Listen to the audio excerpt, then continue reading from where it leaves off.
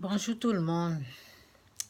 Si en tant que chrétien, enfant de Dieu, né de nouveau, si tu as toujours dans tes finances, tu as les problèmes, ok? En tant qu'enfant de Dieu, né de nouveau, tu crois en Jésus-Christ, tu crois que Jésus-Christ est Seigneur, ok? Et tu as toujours dans tes finances, ça ne va pas. Tout le temps, problème d'argent, tout le temps, problème de finances. Ce que je peux te dire là, c'est parce que tu n'es pas soumis à Dieu. Tu ne te soumets pas à 100%, quoi.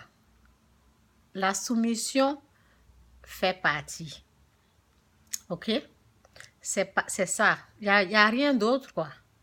Si tu es encore, parce que lorsque Jésus nous délivre, il nous délivre de tout péché, de tout ce qui ne va pas là. Ok, la délivrance c'est de gloire en gloire, ok. Souvent ça prend le temps, Dieu te délivre de ça et il y a d'autres choses qui viennent et il te délivre de ça, de ça, de ça. Mais pour les finances, pourquoi je reviens et puis je parle de ça? Parce que je ne vois rien d'autre que ça. Je ne vois rien d'autre que la soumission. Je ne vois, il n'y a pas quelque chose d'autre que la soumission à 100%. Il faut laisser Dieu mettre sa main sur tes finances. Laisser Dieu te conduire. Ce que j'ai remarqué, bon, l'exemple est que aujourd'hui, j'étais en train d'arranger mes habits. Et c'était là, ok. Lorsque tout est mélangé là, tu vois pas vraiment ce qui se passe. Tu vois pas ce qui est bien, ce qui n'est pas, ce qui est agité, ce qui est, tu vois, vous voyez, non? Tu vois pas ce qui est agité, tu vois pas ce que tu vas porter, tout est là, c'est mélangé. Ok, aujourd'hui j'ai pris le temps, c'est pas tout que j'ai arrangé un peu. Donc j'ai pris le temps, j'ai pris ce que je dois jeter, ok?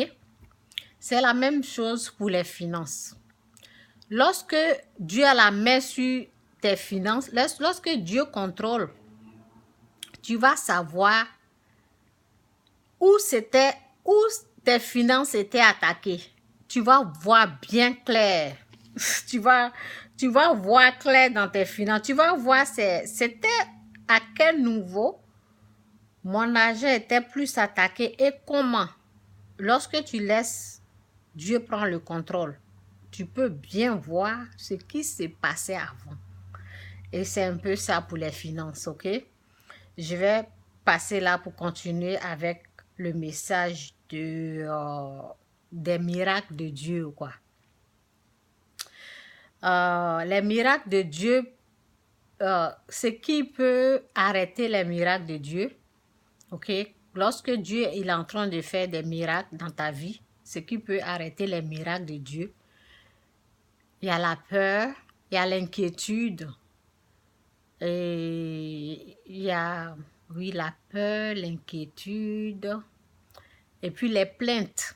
Quand tu te plains, tu commences à te plaindre, ok? Oui, tu te plains.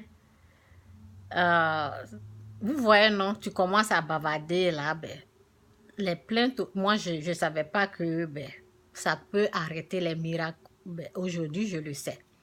Donc, c'est un peu mon message pour aujourd'hui. Lorsque le miracle de Dieu est en train de se produire dans la vie de quelqu'un, il faut arrêter de se plaindre. Il faut arrêter de t'inquiéter. Il ne faut pas avoir peur. Parce que la peur, l'inquiétude, la crainte, ça arrête les miracles de Dieu. Que Dieu vous bénisse. C'est un peu mon message pour aujourd'hui. Si tu as des problèmes de finances, si dans tes finances, si tu as un problème d'argent en tant qu'enfant de Dieu, en tant que quelqu'un qui entend la voix de Dieu, il faut savoir que c'est parce que tu n'es pas soumis. Tu ne laisses pas Dieu te dire quoi faire avec ton argent. Tu ne laisses pas Dieu te diriger. Tu ne laisses pas Dieu prendre le contrôle total de tes finances. Voici la parole. Ok? Soumettez-vous donc à Dieu et résistez au diable et il fuira loin de vous. Soumettez-vous donc à Dieu, résistez au diable. Résiste à ce que tu veux faire. Résiste aux engagements. Il faut que ça soit Dieu qui te conduit, Dieu qui te dit quoi faire. Ok? Souvent, on veut, on veut, il y a notre volonté, on veut faire ce qu'on veut. Et ce qu'on veut vient combattre la volonté de Dieu. Dieu, il a sa volonté et on a notre volonté. Donc, nous devons laisser ce que nous, on veut et laisser Dieu nous conduire dans sa vérité, dans sa gloire, dans sa grâce. Que Dieu vous bénisse. Bye.